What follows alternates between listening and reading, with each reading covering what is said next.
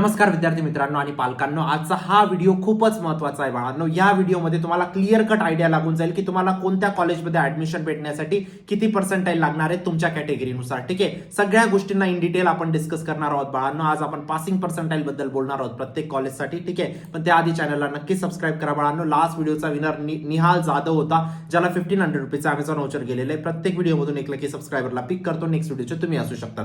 आणि सबस्क्राईब या पर्पजने करा बाळांनो, जोपर्यंत तुम्हाला 99 पर्सेंटाइल भेटत नाही तोपर्यंत मी तुमच्यासाठी असेच व्हिडिओ बनवत असेल आणि तुमच्यापर्यंत ते व्हिडिओ पोहोचले पाहिजे, है ना. आणि व्हॉट्सअप ग्रुपला जॉईन करा. MSTCET 2026 चा सेपरेट व्हॉट्सअप ग्रुप क्रिएट झालेला आहे, लगेच जॉईन करा. आता बोलूया पासिंग पर्सेंटाइल बद्दल बाळांनो. सगळ्यात पहिले तुम्हाला कॉन्सेप्ट समजून घेणं गरजेचं आहे की पासिंग पर्सेंटाइल नेमकं काय असतं बाळांनो. पासिंग पर्सेंटाइल एक मिनिमम पर्सेंटाइल असतं बाळांनो. ठीक आहे, ज्याच्या थ्रू तुम्हाला त्या कॉलेजच्या त्या ब्रांचमध्ये ऍडमिशन भेटून जातं. ठीक आहे, फॉर एक्झाम्पल COEP है ना, एक कॉलेज आहे, है ना. COEP मध्ये भरपूर ब्रांचेस आहेत बाळांनो, है ना. जसं की तुमचं CS झालं, ठीक आहे, जसं की तुमचं मेकॅनिकल झालं, ठीक आहे, जसं की तुमचं ENTC झालं, ठीक आहे, तुमचं इन्स्ट्रुमेंटेशन झालं, तुमचं सिव्हिल झालं, अशा भरपूर इंजिनिअरिंगच्या ब्रांचेस असतात. ठीक आहे, आता CS मध्ये पण तुम्हाला OBC ओपनचं वेगळं कट ऑफ असेल, है ना, OBCचं वेगळं कट ऑफ असेल, SCचं वेगळं कट ऑफ असेल, STचं वेगळं असेल, NTचं वेगळं असेल. त्याच पद्धतीचं मेकॅनिकलमध्ये पण ओपनचं वेगळं, OBCचं वेगळं, अशा पद्धतीने प्रत्येक ब्रांचचे प्रत्येक कॅटेगरी वाईज वेगवेगळे कट ऑफ असतात. एवढं समजलंय तुम्हाला, है ना. या गोष्टी खूप नवीन असतात बाळांनो तुमच्यासाठी, म्हणून डिटेलमध्ये सांगावे लागतात. पासिंग पर्सेंटाइल काय असतं, एका पर्टिक्युलर ब्रांचमध्ये शेवटची पर्सेंटाइल काय असते, जिथं जाऊन तिथं ऍडमिशन बंद होऊन जातात. फॉर एक्झाम्पल, जर मी COEP CS बद्दल बोलतोय, CS म्हणजे काय रे बाळांनो, कम्प्युटर सायन्स. COEP CS मी ओपन कॅटेगरी बद्दल बोलतोय. शेवटची पर्सेंटाइल जिथं ओपनला ऍडमिशन भेटते ती असते बाळांनो 99.6, है ना. 99.6 स्टार्ट कुठून होतो, 100 पर्सेंटाइल पासून स्टार्ट होतं. 100, 99.99, 99.9998 अशा पद्धतीने तुमच्या पर्सेंटाइल डिक्रीजिंग ऑर्डरने पहिले याला ऍडमिशन भेटेल, मग याला भेटेल, याला. शेवटचा जो विद्यार्थी असतो तो 99.6 चा असतो, शेवटचा विद्यार्थी, है ना. तर 99.6 ओपन कॅटेगरीची कम्प्युटर सायन्सची COEP ची पासिंग पर्सेंटाइल झाली. समजताय, थोड्या गोष्टी समजल्या, पुढे अजून क्लिअर होतील तुम्हाला. पण एवढी गोष्ट समजली की पासिंग पर्सेंटाइल काय असतं. पासिंग पर्सेंटाइल एक मिनिमम पर्सेंटाइल असते, तेवढी पर्सेंटाइल तुम्हाला त्या कॉलेजच्या त्या ब्रांचला लागते बाळांनो ऍडमिशन भेटण्यासाठी, है ना. समजलं. चला, आता मी तुम्हाला सांगेल पासिंग पर्सेंट. तुम्ही म्हणणार आता एवढे 300 कॉलेजेस आहेत. आता महाराष्ट्रात तुम्हाला एक गोष्ट सांगतो, 300 पेक्षा जास्त इंजिनिअरिंग कॉलेजेस आहेत, है ना, आणि 400-500 पेक्षा फार्मसी कॉलेजेस आहेत, है ना. पण आता मी तुम्हाला प्रत्येक कॉलेजचं एक्सप्लेन करत बसेल का नाही, त्यासाठी मी काय केलंय, कॉलेजेसला 4 कॅटेगरीमध्ये डिवाइड करून दिलं बाळांनो. कॉलेजेसला काय केलं, 4 कॅटेगरीजमध्ये डिवाइड केलं. एक म्हणजे टॉपचे कॉलेज, जिथं टॉपचे महाराष्ट्राचे 10 कॉलेज कन्सिडर करा. त्यानंतर मीडियम लेवल कॉलेजेस, है ना. मीडियम लेवल कॉलेजेसमध्ये तुम्ही महाराष्ट्राचे टॉपचे 50 कन्सिडर करून घ्या, है ना. त्यानंतर येतात बाळांनो ऍव्हरेज कॉलेजेस, ज्या म्हणजे मीडियम लेवलच्या थोडासा खाली. ठीक आहे, तो महाराष्ट्राचे तुम्ही तिथं 100 कॉलेजेस कन्सिडर करा. आणि बाकीचे जे कॉलेजेस असतात ते लो लेवल कॉलेज असतात बाळांनो. आणि याच्या खाली पण एक असतात बिलो लो लेवल, है ना. इथं तुम्ही कन्सिडर करून घ्या महाराष्ट्राचे अजून 100 कॉलेजेस, है ना. 100 200 झाले, 50 250, 260 270. आणि या उरलेले जे कॉलेजेस असतात, समजा उरले किती, अजून 100 कॉलेजेस उरले, ते तुमचे बिलो लो लेवलमध्ये असतील, है ना.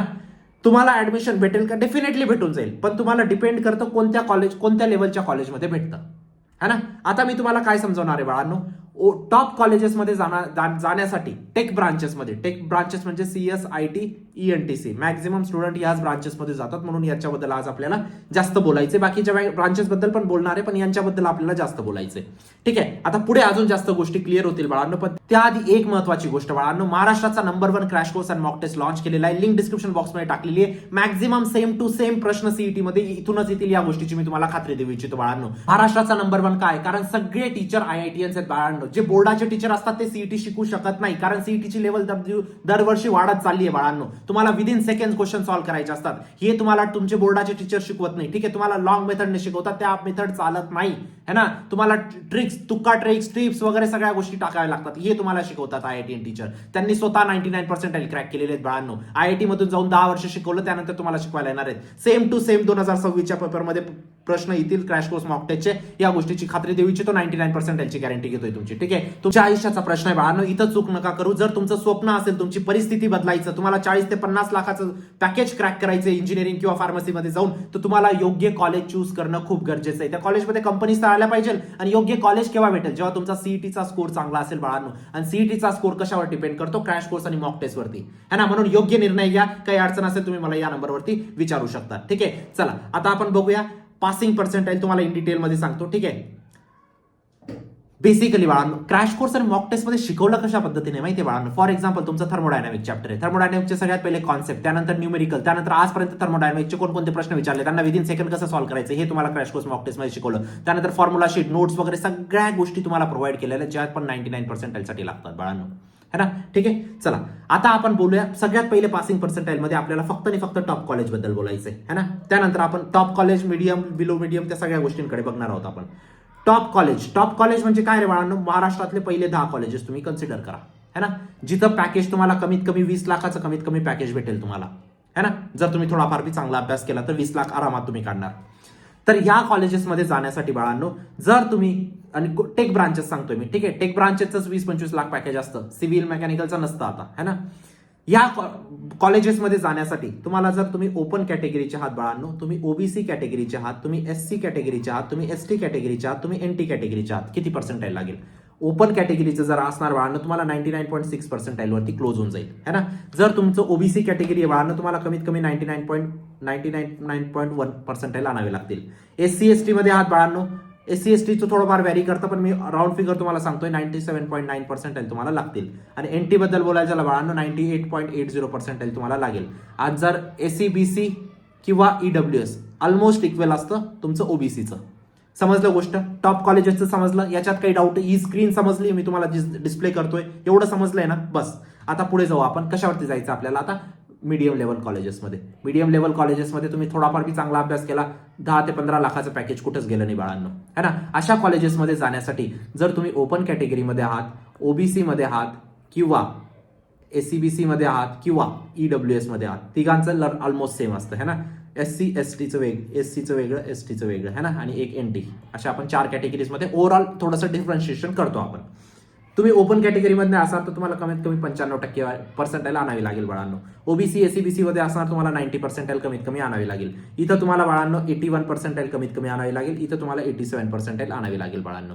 हे झालं तुमचं कशाचं बाळांनो? मीडियम लेवल कॉलेजेसचं. ठीक आहे, आपलं गोल टॉप लेवल कॉलेज असलं पाहिजे, है ना. आणि शक्य आहे बाळांनो. टॉप लेवल कॉलेज खूप मोठी गोष्ट नाहीये बाळांनो. तुम्ही 20-25 दिवस व्यवस्थित द्या बाळांनो, crash course plus mock test व्यवस्थित करा, मी गॅरंटी देतो टॉप कॉलेज आरामात पॉसिबल आहे बाळांनो, है ना.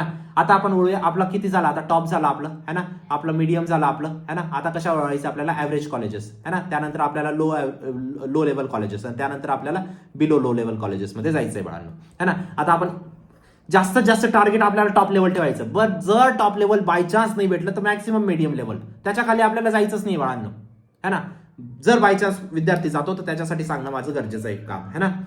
जर तुम्हाला ॲव्हरेज कॉलेजमध्ये जायचंय बाळांनो, ज्याचा जर चांगला अभ्यास केला तर तुम्ही 6 ते 10 लाखाचं पॅकेज क्रॅक करू शकता तिथं, है ना. त्या अशा कॉलेजेसमध्ये बाळांनो जर तुम्ही ओपन कॅटेगरीमध्ये असणार तर तुम्ही 85 पर्सेंटाईल कमीत कमी लागेल.